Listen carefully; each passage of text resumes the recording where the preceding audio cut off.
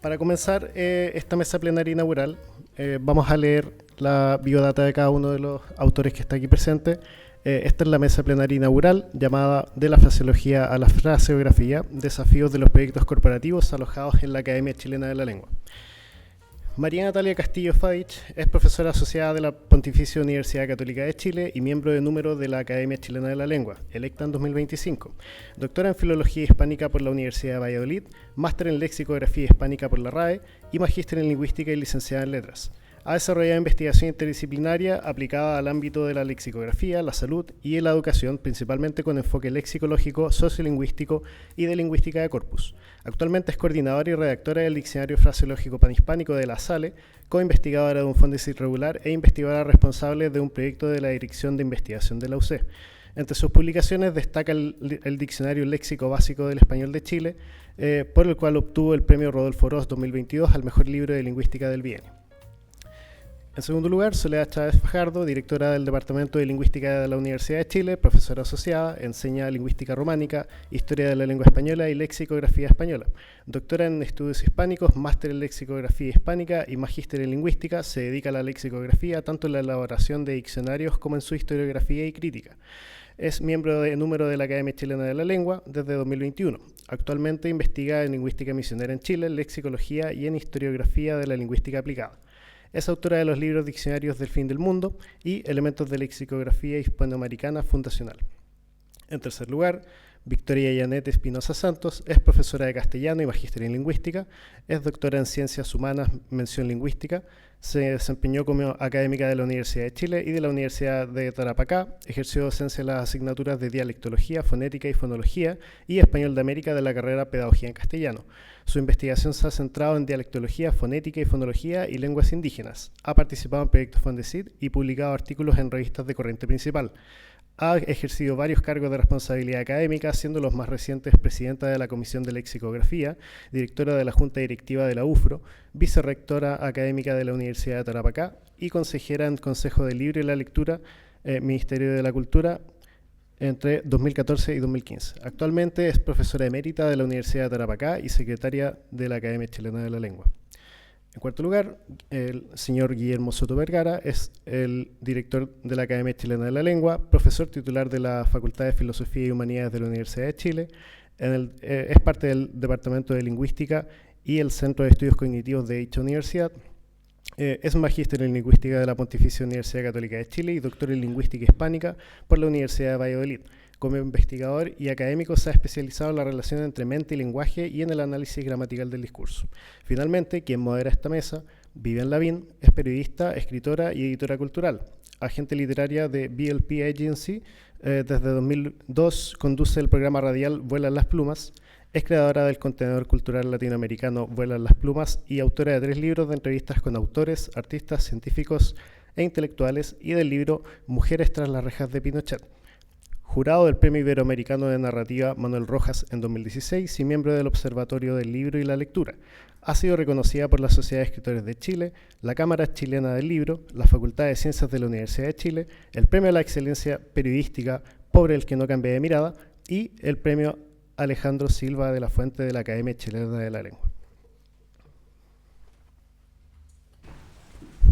Bueno, muchas gracias. Quiero primero que nada darles una cordial bienvenida y desearles a todos un excelente 2026. Estamos abriendo un año, la verdad es que es un honor poder estar en una mesa que inaugura un encuentro. Me gusta que tengamos ese marco, porque hoy día lo que más necesitamos en los tiempos digitales es esto, es encontrarnos, tanto que quienes estamos acá presencialmente como quienes pueden también participar de manera digital.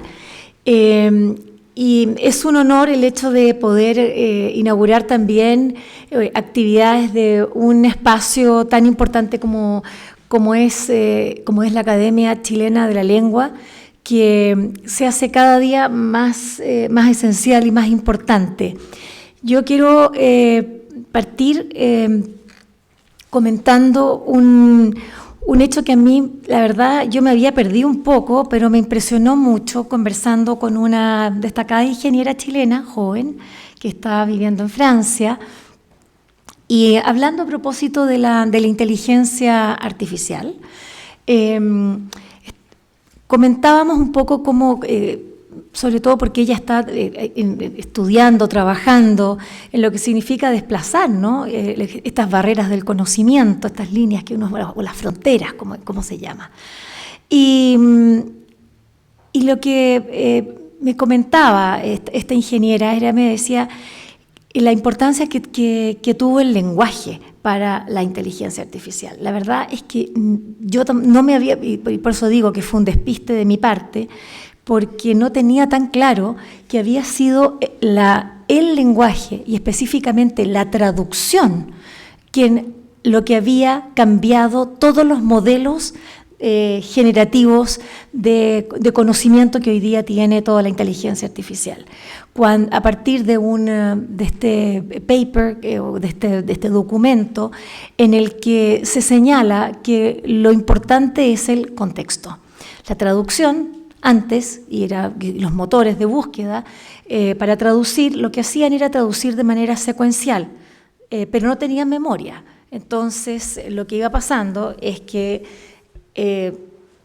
se traducía una frase, pero después ya la máquina no se acordaba si era una ella o un él, y seguía traduciendo, y de modo que la traducción finalmente iba para cualquier lado. Hasta que se decide o se programa al sistema para que vaya aplicando que cada palabra tiene un contexto de referencia, y ese contexto de referencia de palabras es el que le va dando un significado, y de esa manera entonces la traducción no es literal, sino que es contextual. Y esto es este paper o este documento que nosotros tenemos que tener, la verdad, aunque sea del mundo de un mundo de la computación, es para nosotros quienes trabajamos la palabra, es un documento fundamental para poder entender hoy día cómo está lo que llamamos inteligencia artificial, pero sabemos que finalmente son procesadores de información, y cómo están generando conocimiento, pero a partir de los contextos. Y este encuentro sobre fraseología y fraseografía no tiene otro centro que el contexto, porque no es una traducción literal de lo que se está diciendo, sino que es contextual. De modo que esos paralelos y esas como suerte de espejos de qué manera nuestra lengua y nuestro lenguaje, la capacidad de comunicar, es la modeladora finalmente de lo que está produciéndose, pasando a pasos acelerados. Me gustaría partir justamente preguntándole a nuestras invitadas, y también, bueno, la idea es que podamos conversar todos, así que hay micrófonos y esta es una conversación, es un encuentro. Y me gustaría partir preguntándole a Soledad de qué manera estos contextos pueden hoy día ayudarnos a entendernos, porque este trabajo maravilloso, panhispánico, desde un hondo calado humanista, y también latinoamericanista, porque tiene, está georreferenciado, ¿no? Y es nuestro país, de modo que es una alegría tremenda el que podamos tener, y un honor, por cierto, el que estemos nosotros corriendo esas fronteras del conocimiento, empujando este barco maravilloso en el que estamos, en el que vamos viajando. Soledad, veamos cómo se ve esta fraseología, esta fraseografía, que es más tu campo de trabajo también, que es la factura de los diccionarios, a la luz de estas nuevas tecnologías que de alguna manera yo estoy segura también van a poder ayudar, porque esto no es un trabajo de copistas medievales, sino que también, claro, vamos a tener que preguntarle también a la máquina, ¿no?, que nos ayude. Me gustaría saber que pudieses darnos tu opinión, por favor. Vivian, muchas gracias.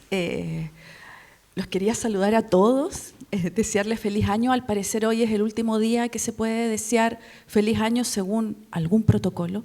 Y quería agradecerle sobre todo a Natalia, que nos ha convocado a todos y ha organizado este encuentro maravilloso, inaugurando el año. Me encanta que una actividad de estas características inaugure el año, y me encanta que la fraseología y la fraseografía sean un tema, ¿no? Sean un tema que convoque, que interese.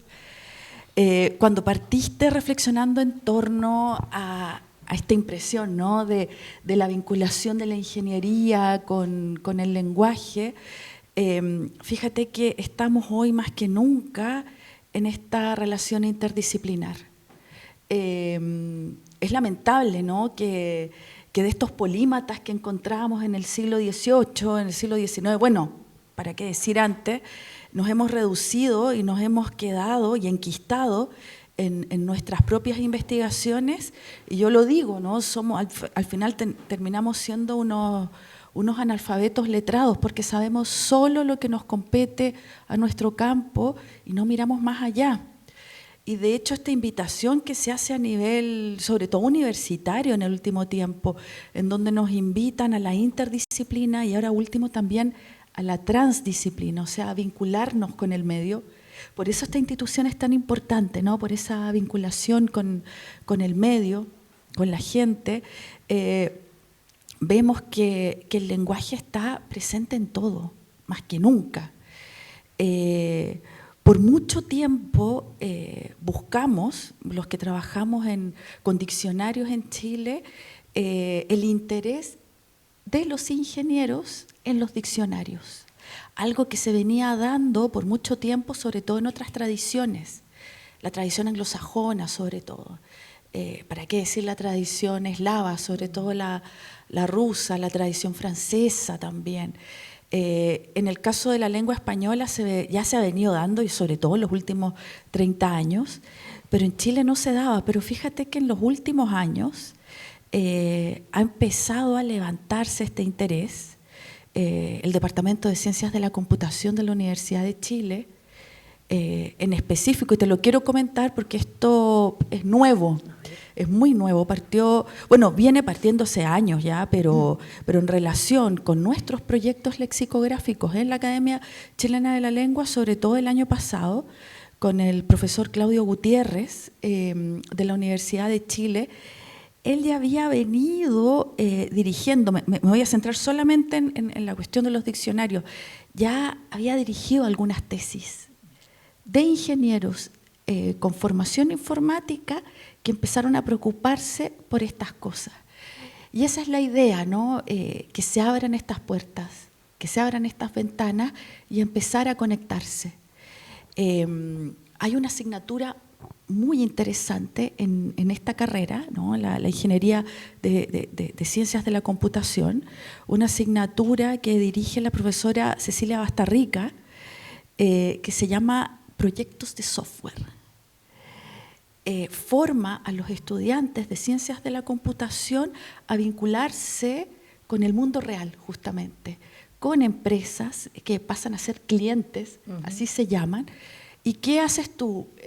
Presentas un proyecto a este curso y son los mismos estudiantes los que aceptan, tal o cual, ¿no? Cuestiones de minería, cuestiones de eléctrica, cuestiones de empresa, y me vas a creer que presentamos el proyecto para hacer un diccionario en línea, un diccionario de la Academia Chilena de la Lengua en línea, y 7 estudiantes aceptaron. y estuvimos desde agosto hasta finales de noviembre trabajando con ellos y ya lo tenemos. Eso ya es un gran avance. En Chile no lo teníamos. ¿Qué tenemos nosotros cuando pensamos en un diccionario en línea? Pensamos de inmediato en el diccionario, o sea, en el sitio de la RAE, que es fabuloso. Y si alguien tiene más conocimientos en lexicografía, también puede pensar en el diccionario del español actual, que el Banco BBVA ayudó a trasladar del papel a línea, de un proyecto de Manuel Seco maravilloso. Y también quienes sepan de diccionarios y les interesan los diccionarios en línea, estoy pensando solo en los diccionarios en línea más clásicos del mundo hispánico. Lo que hizo el Colegio de México, con el Diccionario del Español de México, un proyecto estupendo dirigido por Luis Fernando Lara. Y nosotros estamos recién en pañales, son los primeros pasos, pero estamos en ello. Esto, sin un equipo de ingenieros informáticos con una sensibilidad lexicográfica, no hubiera sido posible, o hubiera sido posible, pero con un gasto económico enorme, enorme. Y estamos en ello, y en estos primeros pasos lo que estamos vertiendo son los datos que hemos venido trabajando durante mucho tiempo. La Academia Chilena de la Lengua viene trabajando en fraseología del español de Chile hace unos 15 años, ¿cierto, Victoria? Desde el 2014. O sea, llevamos 11 años, exageré un poco. Pero bueno, 11 años, que es bastante tiempo. Y han venido trabajando muchísimo. Ya luego, si quieres, porque no me quiero alargar, te cuento de qué se trata el proyecto del DIFRUET, pero el plan ahora es justamente seguir en esa senda. Ahora hay un punto que yo siempre lo digo, te comenté del Banco BBVA en España, la RAE que tiene mecenas y que también trabaja con grandes empresas, el Colegio de México para el Diccionario del Español de México y el Estado de México. En Chile necesitamos eso, necesitamos que haya una ayuda económica porque esto no se hace solo. Y para levantar esa primera piedra y para continuar con un diccionario digital, tenemos que presentar proyectos que se ganan o se pierden. Acabamos de ganar uno para seguir avanzando en este software y también para poder pagarle nuevamente a un informático joven, a un lexicógrafo joven, y acabamos de perder uno también en mi facultad. Entonces, ese es el punto más importante en esto, que haya financiamiento. Y para eso nos tenemos que mover y gestionarnos nosotros. Bueno, gracias, Soledad, porque, bueno, acá increíble cómo si nos vamos enterando de cosas también como in situ, ¿no? Y me alegro que en la universidad esté tomando esto, pero, por cierto, esa luz de alerta, de que estas cosas no se hacen por magia, sino que se requiere una voluntad, y esas voluntades, bueno, son recursos, tanto de tiempo, pero recursos económicos. Victoria, háblanos de la historia un poco de esta fraseología, porque tú ya tenías ahí fechas exactas y creo que nos puedes dar un contexto como para poder ir situándonos y entender cómo llegamos hoy día a este 5 de enero del año 2026, inaugurando un primer encuentro de fraseología y fraseografía acá en la Academia. ¿Qué es lo que nos antecede? Hablemos de esos hombros de gigantes sobre los que estamos parados, por favor. Ok. Bueno, buenos días. Primero que todo saludo a todos los presentes y a la mesa en este encuentro que espero que sea beneficioso para todos y que nos ayude a comprender lo que hacemos, por qué lo hacemos y el futuro también sobre el mismo trabajo. Yo voy a referirme al diccionario fraseológico desde el año 2014 hasta, digamos, principios de este año, del año pasado, perdón, estoy en el 2025 todavía, el tiempo en el que la mayoría lo dirigí yo, ahora lo está dirigiendo Soledad, como en la comisión de lexicografía. Yo tengo mi ayuda a memoria para no saltarme nada y quiero referirme al diccionario fraseológico. Les voy a hablar entonces primero de la fraseología en general. La definición formal del diccionario de la lengua española sobre fraseología es el estudio del conjunto de expresiones fijas propias de una lengua, tales como modismos, refranes, frases hechas. Explica que si bien tenemos libertad para combinar palabras, la fraseología se enfoca en las combinaciones que se han vuelto predecibles. La locución es una pieza léxica con identidad propia. La academia la define como grupo de palabras lexicalizadas que constituyen una sola pieza léxica y ejercen la misma función sintáctica que la categoría que les da nombre.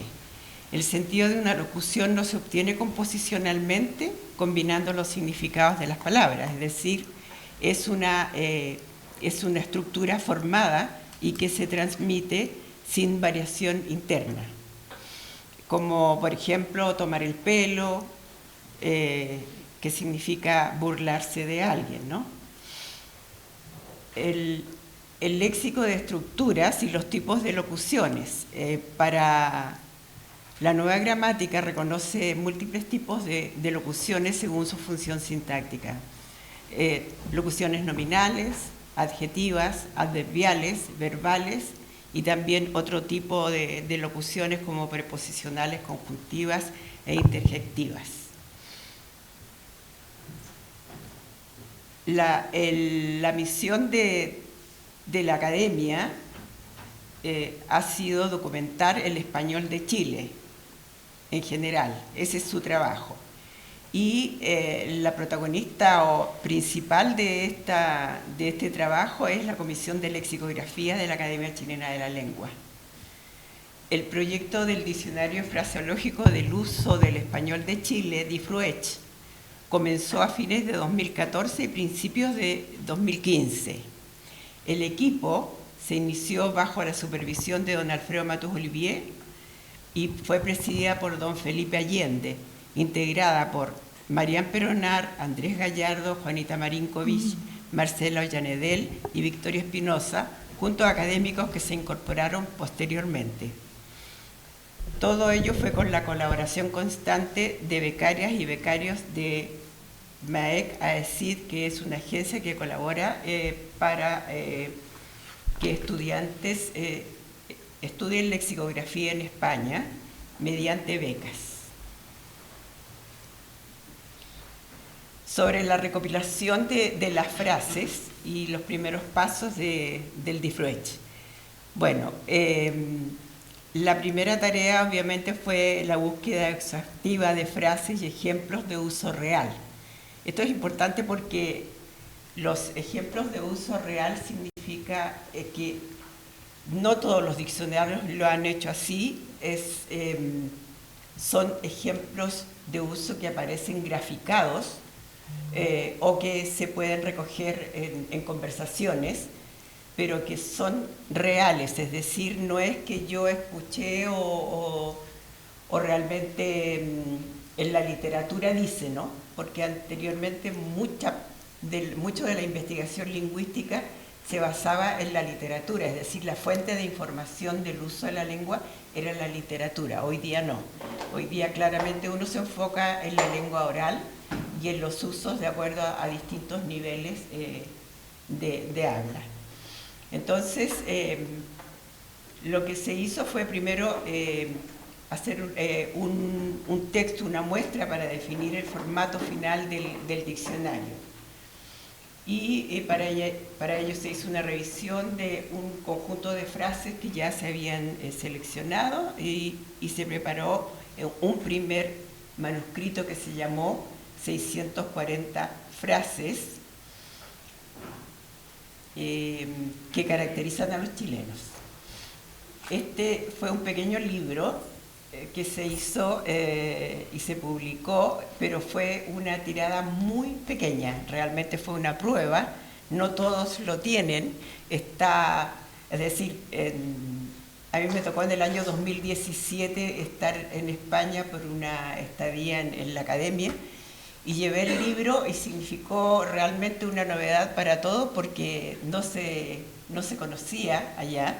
Tuve que arreglar que yo llevaba y me quedé sin libro. Y eso pasa realmente porque en realidad fue un hito para la Comisión de Lexicografía, ¿no?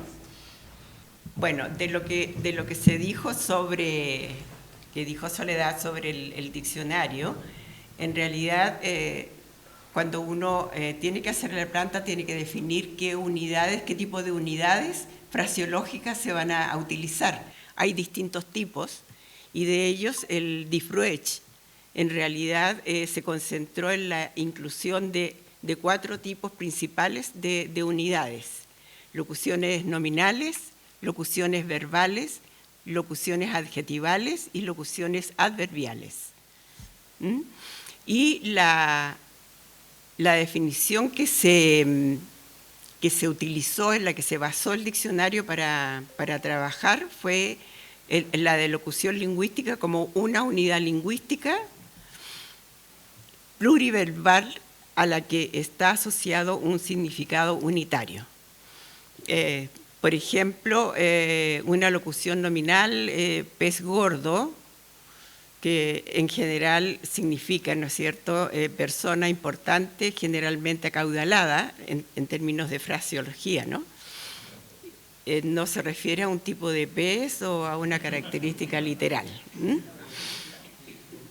La primera regla de la locución es la fijeza de sus componentes, es decir, no son ni intercambiables y son siempre los mismos y fijos, ¿no? Las palabras que componen una locución son por lo general inalterables.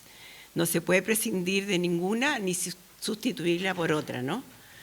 Uno no puede decir lo mismo pata de gallo y pata de pollo, o media naranja o cuarto de naranja, sentido común o sentido fallido, ¿no? O sea, siempre es sentido común, media naranja y pata de gallo.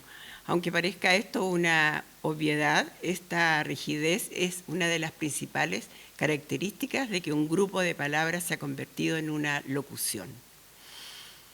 El orden fijo y la integridad de la frase en realidad tiene ciertos principios, ¿no?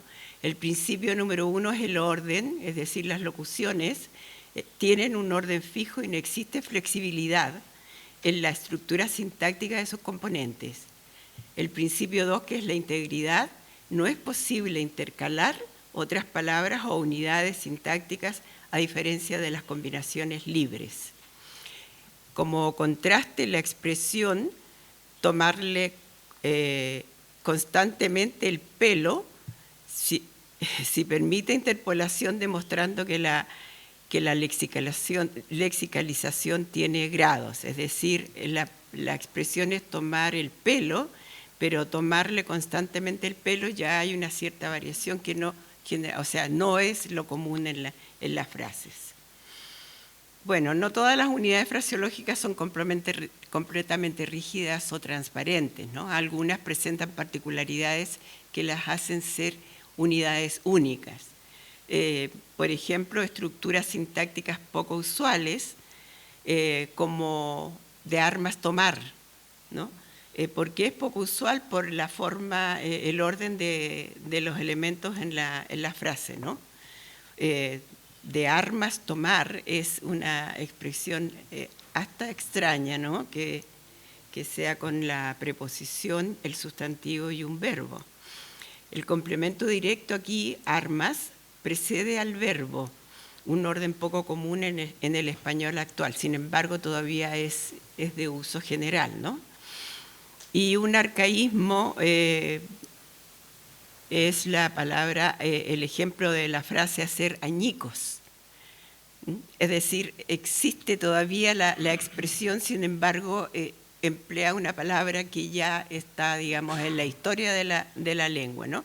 La palabra añicos prácticamente no se utiliza fuera de esta expresión. Y eso es bien, bien interesante en realidad, ¿no? Porque cómo se conserva la frase por sobre la antigüedad de la palabra que la compone. Con respecto a diminutivos lexicalizados y combinaciones preferentes, los sufijos diminutivos lexicalizados, el diminutivo es obligatorio y forma parte de la unidad léxica. Es decir, tampoco en ese sentido no hay cambio, ¿no? Cuando uno dice darse una manito de gato, uno no puede decir, o no dice mejor, porque aquí no hay leyes que regulen, uno no dice me voy a dar una mano de gato, no es lo común, es más bien darse una manito de gato, ¿no? Y pisar el palito, no pisar el palo, ¿no? Es decir, incluso el diminutivo se mantiene en estas frases. Con respecto a los patrones y estructuras, las locuciones adjetivas realmente se asimilan a los adjetivos en su función. Por ejemplo, las construcciones más habituales, preposición más sustantivo, dos adjetivos coordinados, como más sustantivo, dos términos coordinados. Por ejemplo, una camisa a rayas, un viaje de ensueño, una mujer de cuidado, etcétera, ¿no? Hay locuciones que cambian de categoría, en realidad. Muchas unidades pueden funcionar como adjetivos o adverbios según el contexto, es decir, están en el discurso y tienen una función gramatical como un elemento único, y esa función gramatical puede ser sustantiva, adjetiva, verbal, adverbial, como ya les mencioné, ¿no? Por ejemplo, una locución adjetiva sería juramento en falso. Una locución adverbial sería jurar en falso. Otra locución adjetiva, vestido de gala, y adverbial sería vestir de gala. Esas son las modificaciones que se realizan. El comportamiento de estas unidades demuestra en realidad la naturaleza dinámica del léxico y la importancia de un análisis basado en el uso oral. Bueno, sobre el trabajo del Diffruech y en síntesis, estado haciendo una simple recopilación, no solo tan simple, es bien complicada en realidad. Ese primer paso es un ejercicio de cartografía lingüística que mapea las estructuras, reglas y excepciones que definen una parte vital de nuestra identidad. Hoy tenemos 5.000 frases reunidas y analizadas, un testimonio de la riqueza y complejidad de nuestra lengua. Este diccionario, que será publicado en línea, es una herramienta para comprender no solo lo que decimos, sino cómo lo decimos, revelando la creatividad y la historia contenidas en nuestras expresiones cotidianas. Es importante señalar que la fraseología no se enseña ni en la escuela básica ni en la escuela media. Nos están incluidas, y en las gramáticas muy pocas veces se mencionan.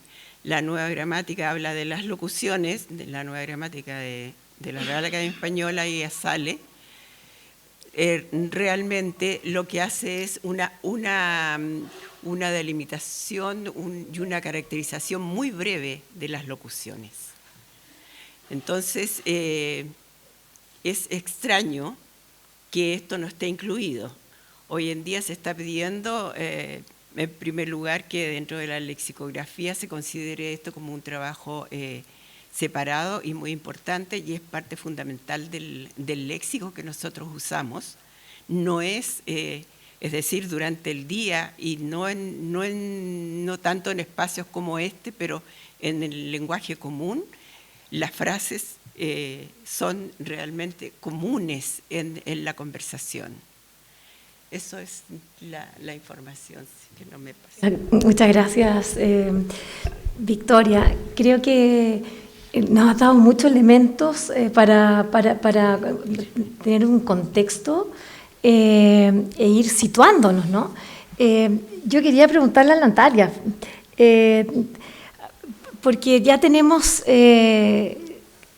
una historia que antecede, también el hecho histórico que significa, o como hito, ¿no? El periodo en el que se está produciendo, se está haciendo, elaborando un trabajo como este, como un diccionario panhispánico. Y ¿de qué manera esto dialoga con los otros diccionarios? ¿De qué manera dialoga hoy día con la importancia de contar con esto? Y cuando digo de qué manera dialoga es para qué, en definitiva, por qué es tan importante. Victoria señalaba algo interesante, decía, esto no se estudia. Entonces, bueno, no se estudia en el colegio, no se estudia, parece que tampoco, como que no se tiene, pero sin embargo está ahí, este elefante gigante que está en la mitad de nuestro living, porque nos permite entender nuestra lengua, más allá de lo que dice literalmente. Así que eso, me gustaría que pudieses ahondar, y después me gustaría escuchar también la opinión del propio Guillermo sobre esto. Muy buenos días, un gran saludo a todos los presentes, saludo en primer lugar a nuestro director, don Guillermo Soto Vergara, a la vicedirectora, señora Patricia Stambuk, a mis compañeros de mesa, a los académicos presentes, a todos los amigos y a quienes nos están viendo por vía telemática. Esta mesa, como han podido ver, está centrada en los dos proyectos principales alojados en la Academia Chilena de la Lengua, que están centrados en fraseología. El primero de ellos, al cual se refirieron fundamentalmente doña Victoria y doña Soledad Chávez, es el DIFRUECH, el Diccionario Fraseológico de Uso del Español de Chile, con las características ya señaladas, ¿verdad? Es un diccionario propio, exclusivamente propio de la academia, para ser bien enfática, y en cambio el diccionario fraseológico panhispánico, en el cual yo creo que nos centraremos nosotros dos, ¿verdad?, con el director, es un diccionario un poquitito distinto, tiene algunas particularidades históricas y políticas a las que yo creo que se podrá referir mejor que yo el director, pero surge primero de un sueño, de una idea original de don Alfredo Matus Olivier, director honorario de la Academia, hace ya más de 10 años, y este proyecto se plantea la construcción de un diccionario fraseológico que no sea exclusivamente para Chile, como el DIFRUECH, sino que sea un diccionario panhispánico, vale decir, un diccionario que abarque los modos de hablar de diferentes lugares. Bueno, esto se va planteando, se plantea a la ASALE, a la Asociación de Academias de la Lengua Española, todos esos entretelones sabrosos, ¿no es cierto?, se podrán comentar luego, y finalmente este proyecto se aprueba y se da esta circunstancia histórica bastante feliz, ¿no es cierto?, de que esté alojado en la Academia Chilena de la Lengua, siendo un proyecto que tiene financiamiento de la Real Academia Española, o sea, es un proyecto en ese sentido diferente del DIFRUECH por esta razón. El trabajo más duro, digamos, es más reciente. Hemos conformado un equipo el año 2025, bueno, un poquitito antes, pero se empezó a conformar el equipo ya de redacción el 2025, y este diccionario podríamos decir que tiene dos dificultades, más allá de todas las dificultades ya vistas, ¿no? Que no se estudia fraseología en el colegio, tampoco se estudia fraseología en la universidad. Cuando yo le comentaba a estudiantes que estábamos haciendo un diccionario fraseológico en la universidad donde yo trabajo, en la Universidad Católica, pensaban que era lo mismo que se veía en gramática, o sea, que eran las frases, por ejemplo, una frase nominal, una frase verbal, una frase adverbial. No tenían conocimiento de lo que eran estas estructuras fraseológicas, y ese es un punto bien importante. Tampoco tenemos especialización en lexicografía aquí. Las personas que han estudiado lexicografía han tenido que salir del país. Existen algunos cursos sueltos, separados, que se dan en algunas de nuestras universidades nacionales, fundamentalmente en la Universidad de Chile y en la Universidad Católica, pero no forman parte, al menos en la Católica, del currículum mínimo. No sé si acaso en la de Chile forman parte del currículum. Lexicografía, me parece que no. Lexicografía y fraseología dentro de un electivo para los que estudian lingüística. Ok, ya, idem. Entonces, por lo tanto, los estudiantes, las personas que se están formando, no tienen, ¿no es cierto?, muchas nociones en esta área. Bueno, entonces, más allá de estas dificultades teóricas, de cómo partir con algo que es nuevo, en lo que hay poca formación, en lo que no hay suficientes acuerdos, en lo que teóricamente, y esto lo veremos en la tarde, en una de las mesas técnicas que vamos a hablar de teoría de la fraseología, ¿no es cierto?, donde no son compartimentos estancos, donde hay algunos tipos de unidades fraseológicas que se mueven en continuos, y donde no es tan sencillo cortar, ¿verdad? Bueno, más allá de estos aspectos teóricos, metodológicos, etcétera, el DFP específicamente tiene dos desafíos, y el primero es básicamente insertarse en la dinámica de las obras de la academia, entendiendo por tal las obras de la SALE, insertarse en esta constelación de obras y no contradecir a estas obras.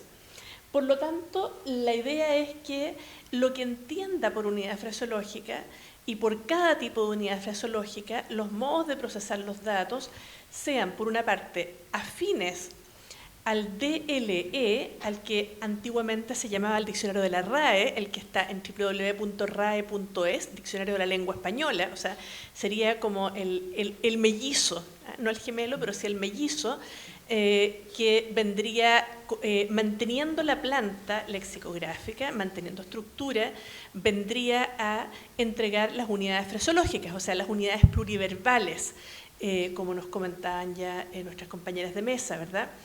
Y, por otra parte, también la idea es que pueda conversar con las obras de la Academia Chilena, vale decir, con el DIFROECH. Entonces, hay aquí un doble desafío, ¿verdad?, de coordinación. Esto tiene que ser un trabajo muy coordinado.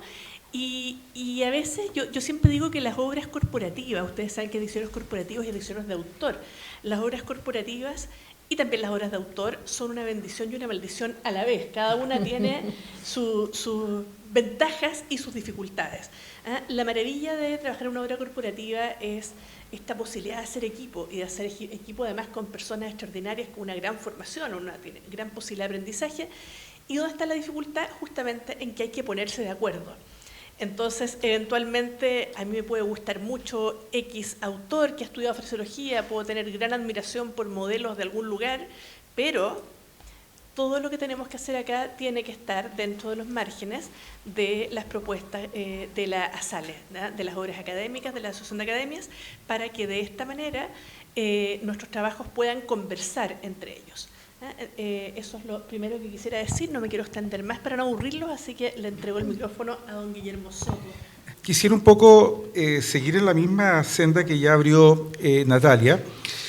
En realidad, si uno piensa en el trabajo de las academias de la lengua, bueno, en general todas las academias de la lengua que integran la Asociación de Academias de la Lengua Española, de alguna manera somos todas, en mayor o menor medida, hijas de la Real Academia Española. O sea, somos independientes, somos cada una de nosotros, somos academias republicanas además, o sea, nada de monárquicas, somos academias republicanas, pero tenemos un vínculo muy fuerte con la Real Academia Española, que es la primera academia. Esta se fundó en 1713, durante el reinado de Felipe V, y es claramente una obra, digamos, en el marco como del pensamiento ilustrado. La idea de las academias es justamente preocuparse por el uso público del lenguaje, por el uso del lenguaje en la educación, en la administración pública, en el derecho, en la literatura, en la investigación científica. Esos son los objetivos. El objetivo nunca ha sido tanto el preocuparse del habla que tiene uno en su casa, porque esa habla uno no la puede normar. O sea, nadie le puede decir a otro cómo habla en su casa, cómo habla cuando está almorzando o está comiendo, porque no hay nada más propio de uno que su modo de hablar. O sea, tratar de imponer reglas sobre el modo de hablar de una persona en su vida cotidiana, en su vida, digamos, hogareña es realmente un sinsentido, es ponerle puertas al campo.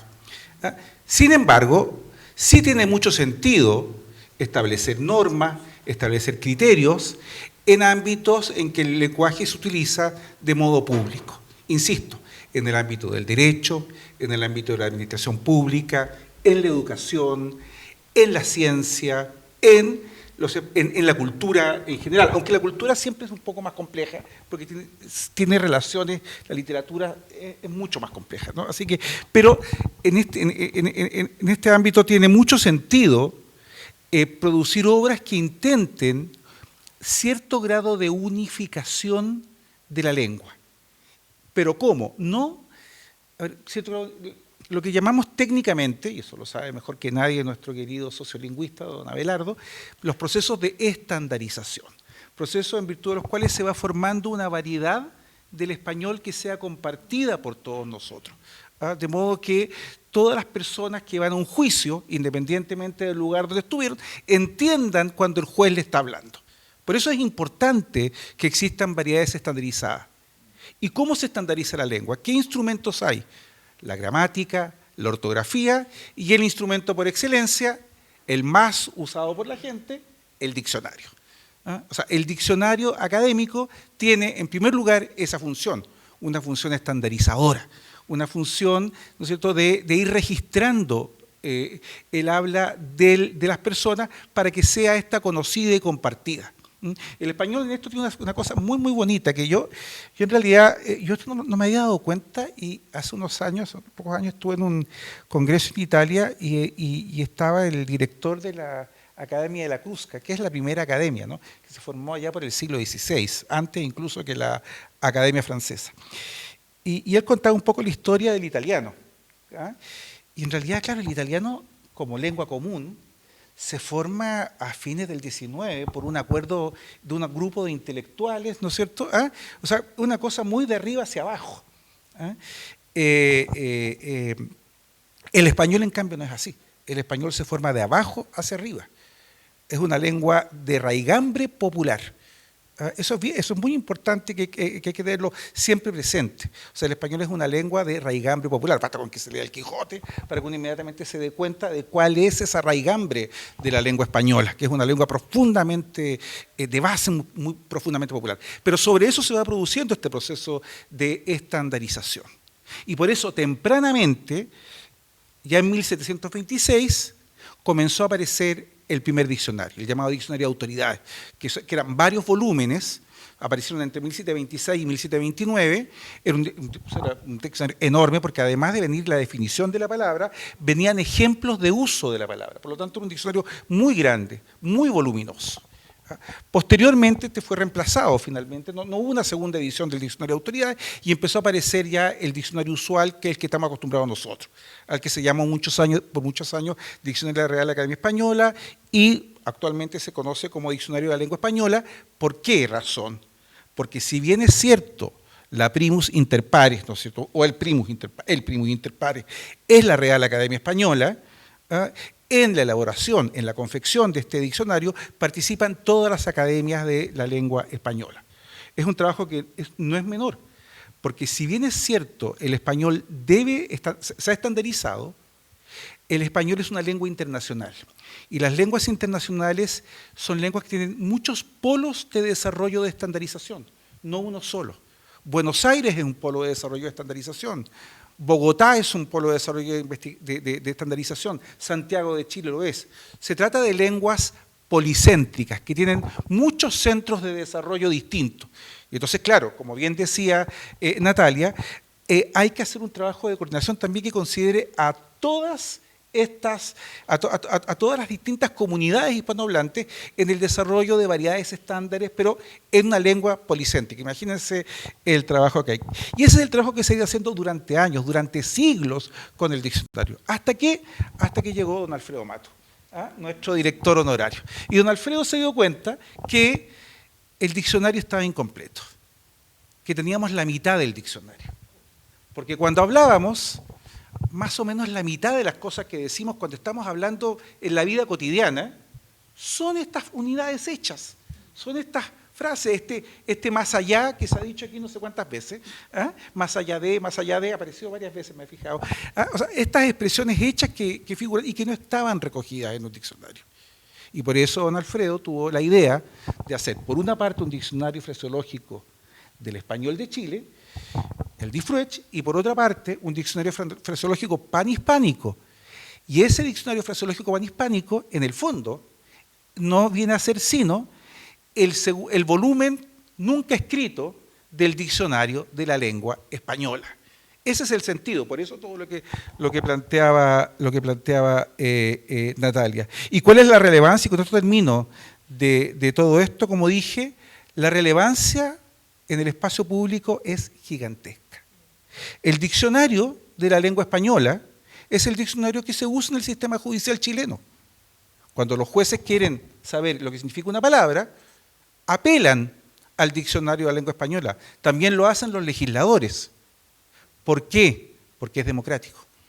Porque si no existiera el diccionario, si cada persona tuviese que argumentar la definición de la palabra, el que tiene dinero contrataría a grandes lingüistas, a lo mejor nos iría mucho mejor a nosotros, pero el que no tiene dinero no contrataría a nadie. Entonces, claro, el diccionario de alguna manera establece un suelo común.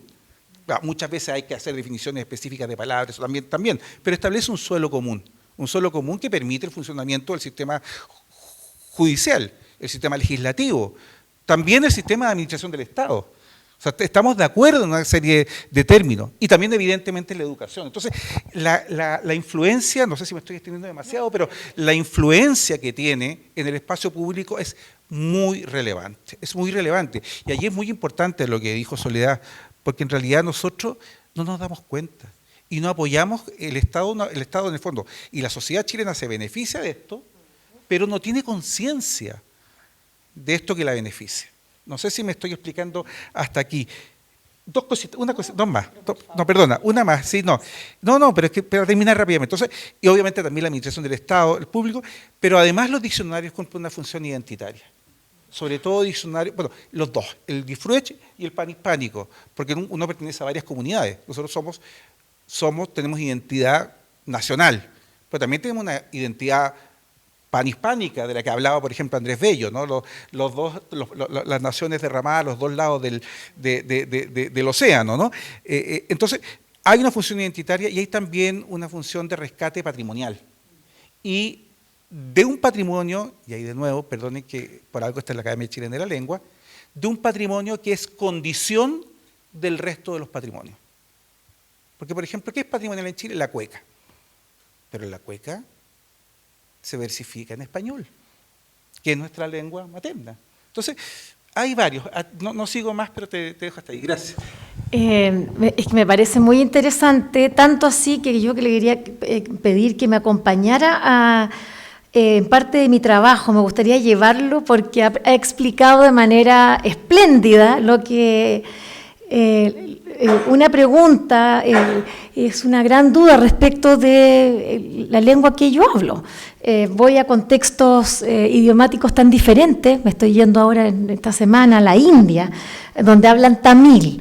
Y entonces cuando me toca explicarles que cómo se da el español que yo hablo en Chile, que nos entendemos perfectamente con el mexicano, también con el que se habla en España, pero que somos diferentes, cuesta muchísimo, porque es porque el contexto en el que nos encontramos, esto de que sea policéntrico, donde cada país va desarrollando su español también con fraseologías propias o locuciones propias, digamos, pero también comunes. ¿Hasta dónde explicarle? ¿Pero cómo? Entonces, ¿qué es lo común? ¿Qué es lo propio? Bueno, así que le quería pedir si me puede acompañar, por lo menos para explicarle a los tamiles que... Me encantaría. Es muy importante, por lo que estamos diciendo también, como digamos en broma, porque a la luz de lo que significa la presencia de Chile como país invitado de honor en Frankfurt 2027, Se cierra este mes, por ejemplo, le comentaba recién con la profesora Stambuk, mi colega también, que está la posibilidad de que el Estado de Chile está apoyando a través de un programa de traducción de la DIRAC para que editoriales extranjeras puedan acceder a fondos para traducir a sus propias lenguas obras de chilenas y chilenos. ¿Y qué pasa cuando el mismo director de nuestra academia dice, bueno, pero tenemos la mitad de un diccionario al que pueden acceder esos traductores cuando necesitan leer, porque estos son chilenos, no han escrito en ese castellano uniformado, estandarizado, sino que la gracia de esa literatura es que tiene una casuística, una manera de expresarse, y ahí radica la riqueza, ¿no? Además, por cierto, de la visión de mundo, etcétera, y lógico, la ficción. O también la ciencia, digámoslo así, pero eso está fraseado, está locuteado, como diríamos periodísticamente, desde el chileno, y los traductores no pueden acceder a eso, y ahí empiezan a encontrarse con graves problemas y tienen que empezar a hablar con el editor, tienen que empezar a hablar con el autor. ¿Qué quiso decir en esta frase? Porque no pueden traducir de manera secuencial, sino que tiene que ser, como decía al comienzo, el contexto.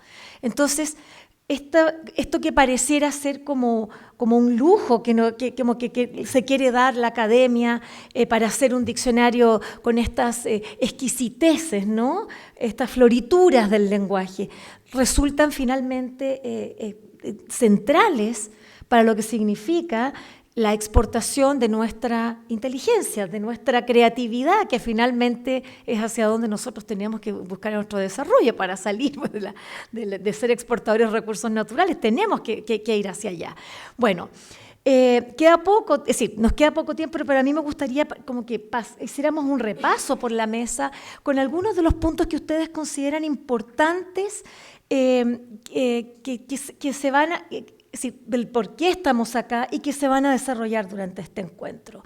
Porque me parece que cada uno de ustedes va aportando una visión que estructura lo que va a ir sucediendo hoy día, cuando, por ejemplo, hablemos luego sobre, o escuchemos a quienes van a hablar, la relación que tienen toda la fraseología con la literatura, con la comunicación pública, y también lo que significa, y ahora sí que me gustaría que desclasificaras algunos detallines, Natalia, sobre lo que ha significado, porque ya decíamos, no es menor que un diccionario panhispánico esté geolocalizado, se esté haciendo en Chile, y además con una coordinadora general por primera vez. Creo que tenemos una coordinadora chilena, como es tu caso. Entonces, también desclasificar algo de lo que significa ese esfuerzo, y el posicionamiento, que es ese centro que tiene Chile dentro del desarrollo de nuestro español. Así que voy a dejar como una suerte de libertad para que ustedes tomen desde sus ámbitos y puedan aportar para cerrar esta mesa. No sé si quieren ir de acá hacia allá, como prefieren. No sé si quieren. ¿Victoria? Sí. Ya, perfecto. En realidad es importante señalar que la fraseología no ha sido considerada en ninguna parte, sobre todo en la enseñanza de las lenguas. Es decir, cuando se enseña una lengua extranjera o el español, se enseña basándose en la gramática de la lengua formal, culta, a veces con algunas expresiones diferentes, pero no se enseña la fraseología. Cuando un extranjero está en Chile, pongamos este ejemplo, puede saber inglés, puede haber aprendido inglés o puede haber aprendido francés, pero se encuentra en Chile con una conversación con un alto porcentaje de frases que no entiende y que se usan a diario. O sea, si uno pudiera seguir a una persona en su modo de hablar en los distintos ámbitos, yo creo que reuniría mínimo unas 10 a 15 frases en su uso de la lengua. Bueno, en el español muchas de estas frases se coinciden en los distintos países, pero hay algunas que no son conocidas. Con el diccionario panhispánico nosotros vamos, el fraseológico panhispánico, vamos a ver cuántas veces nos repetimos con otros países y cuándo no tenemos ninguna relación con otros países, sobre todo cuando son frases que se refieren a la realidad nuestra, ¿no? Y de cada país a su realidad. Entonces es importante considerar y tomar en cuenta realmente que la fraseología no es cualquier cosa, ni tampoco es algo como para entretener, ¿no? Es la realidad de nuestra lengua. Y quiero en otro punto indicar, como decía el director Guillermo, quien ideó hacer este diccionario fue don Alfredo Matus, y quien ideó hacerlo como diccionario panhispánico, es decir, que intervengan todas las academias, también fue don Alfredo. Y es el primer país que conforma la Real Academia y todas sus academias de América, que tiene un proyecto de todas las academias, de ASALE, de la Asociación de Academias de la Lengua Española. Y eso es importante, tan importante que de repente se confunden y quieren llevarse este proyecto, y ahí hay una discusión, pero no, somos el primer país que asumimos esta responsabilidad. Eso quería agregar. Gracias. Bueno, yo muy cortito porque queda poco tiempo. El director mencionó la estandarización. ¿Cómo podría sintetizarse el proceso de estandarización? Es la legitimación que termina con la internacionalización de una lengua, que una lengua termine conociéndose en el mundo, ¿no? Hay diferentes etapas, hay diferentes también propuestas de estandarización, pero una de las etapas que es muy importante, y es muy importante para nosotros como academia, es la codificación. ¿Qué significa la codificación? Es la redacción de gramáticas, de ortografías, de diccionarios, de libros de textos, de manuales, y ahí está la redacción de un diccionario, que es fundamental. Uno puede hacer un repaso de las historias, de las codificaciones de las lenguas, y es interesante ver, ¿no?, cómo se van codificando, cuáles tienen codificaciones tempranas y tardías. En el caso del español de Chile, la fraseología ha estado siempre, desde la aparición del primer diccionario, que bien lo estudió Natalia en su tesis de magíster, el diccionario de Zorobabel Rodríguez, y ha estado ahí. Que se hable de la mitad de un diccionario es sí y no. La fraseología está siempre, pero si se fijan está siempre al final y cuesta entrar en ella y comprenderla, y la idea es sacarla e instalarla en un lugar legítimo e independiente. El primero que hizo eso y que tuvo conciencia de eso, vuelvo a repetir, fue Manuel Seco con el diccionario del español actual. Dijo, o sea, es tan importante o sea, son tan importantes todas estas unidades que tienen que tener una entrada independiente. Y es lo que vamos a hacer en Chile con el Difruech. Fíjense, y con esto cierro, que estos días he estado leyendo mucho a Rodolfo Lenz, sobre todo lo que él reflexionó en torno a la instrucción pública y dentro de la instrucción pública a la instrucción de la enseñanza secundaria. Fíjense que ayer lo leía y gozaba. O sea, en este momento los chicos están empezando a postular. Después de esto me tengo que ir volando a la semana del postulante, tengo que presentarme ahí. ¿Por qué digo esto? Porque todos esos profesores que fundaron el Instituto Pedagógico de la Universidad de Chile, muchos de ellos alemanes, redactaron una memoria para la reforma de la enseñanza secundaria en donde hablaban de la enseñanza del idioma patrio, así lo llamaban, idioma patrio. Esto venía de toda esta línea psicologista que une cultura con identidad y con pensamiento y con gramática en un solo concepto, que se instala en lo que es el idioma patrio y lo fundamental que es conocer el idioma patrio, conocer la gramática del idioma patrio. Pero ¿qué decía Lenz? Yo no quiero que los niños repitan como loros todas las reglas y todas las definiciones de una gramática como la de Bello. Lo que yo quiero es que estos niños, estos adolescentes, estos licianos y luego estos estudiantes del Instituto Pedagógico que van a ser los futuros profesores de castellano, digo castellano, no es que se me haya caído el carné, como se dice coloquialmente, sino que se decía así en la época, conozcan el ser, el alma, lo dice Lenz con esas palabras. Lo compartí ayer en mis redes sociales. Yo uso mucho las redes sociales cuando me emociono, sobre todo con cosas como esta. ¿Para qué? Para que haya un buen conocimiento en la ética, en la lógica, en la moral, en la psicología. Miren lo que era para Lenz formar en lengua y formar en comunicación. Y volvemos a tu primera reflexión, Vivian. Y productos como este ayudan a ello. Y que estén en línea y que estén al alcance de todo el mundo también. Que luego los publicaremos en papel, porque está esta cosa romántica del diccionario en papel, de hojearlo, de olerlo y de recurrir a él, va a llegar. Pero por ahora que estén en línea y que estén abiertos para que todos podamos consultarlos. Eso.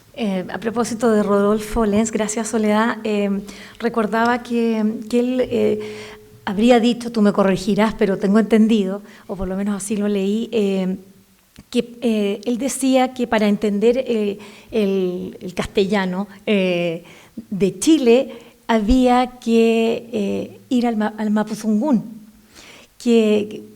y esa era la variante nuestra, lo que una también de las columnas vertebrales que hacen que nuestro castellano sea diferente, y también un centro de desarrollo de una lengua tan maravillosa como la nuestra. Pienso que claro, como que esa mirada de nuestro castellano, de nuestro español, de estandarizarlo, de internacionalizarlo, pero también a la luz de ese patrimonio, ¿no? Y de ese patrimonio y esa unicidad, que tenemos y que nos caracteriza como chilenos. Natalia. Muy brevemente, porque estamos casi en la hora y quiero dejarle tiempo a nuestro director. Respecto al director, lo primero es que nada de llevárselo a la India, por favor, que es único, grande y nuestro y nos hace mucha falta acá. Bueno. Hay que trabajar. Yo voy a trabajar, por bueno, si acaso. quería relevar, ¿no es cierto?, de lo que se ha mencionado en la mesa, de lo que han mencionado mis compañeros. Hay algunos puntos, entre todas las cosas que han dicho, que a mí me parece que son fundamentales para recordarlas, para un resumen. Lo primero, la importancia de la lexicografía. A mí me ha tocado hablar con personas que no saben lo que es la lexicografía, o incluso he leído comentarios en Twitter, por ejemplo, yo todavía le digo Twitter, del tipo, pero no es lingüista, sino lexicógrafo. Claro, eso es muy propio de la gente que no sabe lo que es la lexicografía. Los que piensan que la lexicografía es esta disciplina que se realizaba como arte, ¿no es cierto?, desde hace miles de años, ir recopilando palabras para definirlas. Eso es lo que ven, ¿no es cierto?, como una forma artística, como algo que cualquiera podría hacer. Hoy en día, ¿no es cierto?, desde el 60 y fundamentalmente desde el 80, los diccionarios los elaboran lingüistas, que además de ser especialistas en lingüística, tienen que capacitarse en todas las teorías de elaboración de diccionarios y en metodologías de elaboración de diccionarios. Se trata de trabajos mancomunados, donde se combinan lingüística computacional, lingüística de corpus, lexicología, sociolingüística, morfología, sintaxis, fraseología, dialectología, etimología, lingüística histórica y un largo etcétera, para no aburrirlos, porque realmente esto es algo que donde se combinan realmente muchas especialidades y se requiere un potente trabajo en equipo. Así como es fundamental la lexicografía, que, como decía Luis Fernando Lara, que siempre me gusta citar esta frase, él dice que la lexicografía es lingüística aplicada en el servicio más noble en el sentido más noble del término, es lingüística dedicada a establecer sus lazos con la sociedad. No es, en cambio, simple aplicación de teorías lingüísticas a la elaboración de diccionarios. Esto me parece fundamental porque justamente es lo que destaca nuestro director de esta misión pública, esta misión de servicio, esta misión de democratizar el conocimiento y el acceso al conocimiento. Así como es fundamental la lexicografía y la lexicología, también es fundamental la fraseografía, que es justamente llevar al diccionario estas unidades fraseológicas, donde tenemos una dificultad mayor, y es que la fraseología es muy reciente y aún no tenemos una completa delimitación de las unidades fraseológicas para llevarlas a una obra lexicográfica, para llevarlas a un diccionario. Vamos a ir viendo durante la tarde que los tipos de unidades fraseológicas no son compartimientos estancos, sino que muchas veces están en un continuum, y entonces hay algunas unidades fraseológicas que son más prototípicas, que son más, como quien dice, más fraseológicas que otras, más locuciones que otras, así como se ha dicho que el triángulo equilátero es más triángulo que el isósceles, pero el isósceles también es triángulo, ¿verdad? Entonces nos pasa esto, ahí tenemos vamos a tener una discusión dónde empieza y dónde termina una unidad fraseológica del tipo locución. También la frase de doña Soledad Chávez, que la fraseología está ahí, pero siempre al final. Sí, siempre ha estado ahí, desde don Sorobal Rodríguez, que estudié en mi tesis de licenciatura, no en la de magíster, pero agradezco era una guagua cuando estudié eso, pero fantástico, tienen que leer a Sorobal Rodríguez. Y claro, siempre al final, y de verdad al final, porque los mismos lexicógrafos, las mismas personas que hacen investigación, por aquí los que están haciendo tesis doctorales, de maestría, etcétera, dicen, bueno, voy a recopilar unidades léxicas, y cuando lleguen las unidades fraseológicas dicen, bueno, esto lo dejaremos para el segundo volumen, por razones metodológicas. Y en realidad es porque dan un tremendo problema.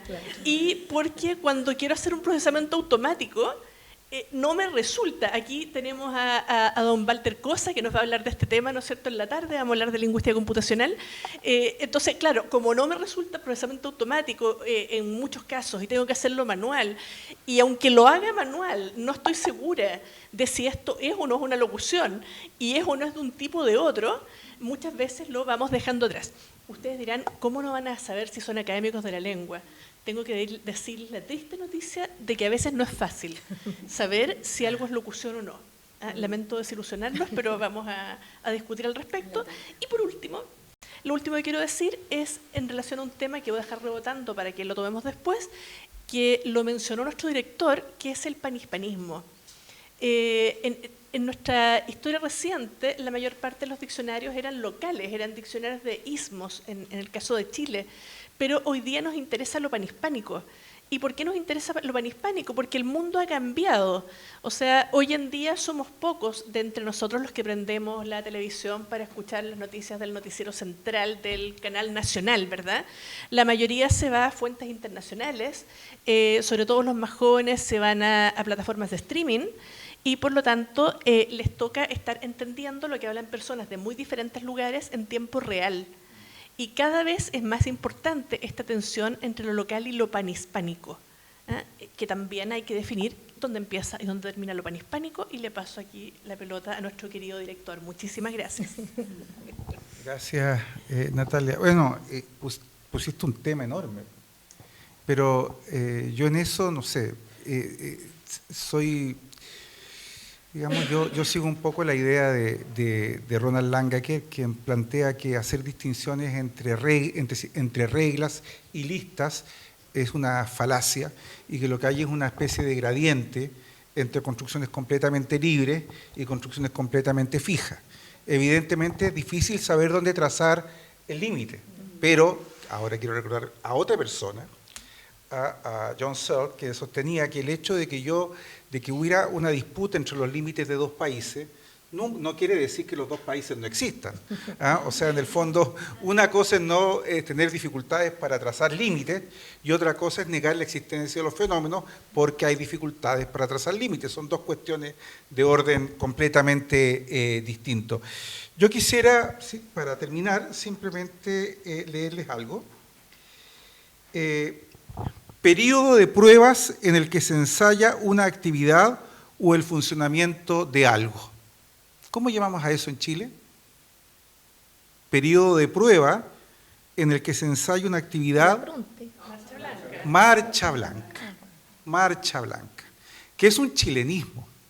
Es un chilenismo, no es una expresión que se usa en otros países. Es una expresión que se usa en nuestro país. Pero no es un chilenismo como al tiro, no es un chilenismo como eso que uno encontraría. Uno puede decir marcha blanca en una reunión en un ministerio, ¿no? Vamos a sacar esta ley, pero vamos a dejarla en marcha blanca un tiempo. A cada rato todo es en marcha blanca en la universidad, ¿no? Desde cuando Domingo Faustino Sarmiento propuso su nueva ortografía simplificada en 1843 y la solución chilena fue una gran marcha blanca, un periodo de transición hasta llegar al proyecto de él. El periodo de transición del que nunca se salió hasta que en 1927 se eliminó esa ortografía. Pero bueno, la marcha blanca es una locución nominal del español de Chile. Y parece que no tenemos otra manera de decirlo. ¿Se fijan o no? Nos sale marcha blanca, es la manera en que nosotros lo hemos lexicalizado finalmente, a través de una unidad fraseológica. ¿Ah? Por eso son tan importantes estas cuestiones. ¿Se fijan o no? Sí. Esto es un poco como lo que le ocurre al pez que está en el agua, que no sabe que está en el agua. Si eso es lo que nos pasa. Nuestra relación con la lengua, con el español, es la relación que tienen los peces con el agua. No nos damos cuenta de lo relevante que es esto. Y por lo tanto lo importante que es cuidar el agua, que bueno, se sigan haciendo todas, no se puede seguir haciendo todas las derivadas de este punto. Eso, gracias.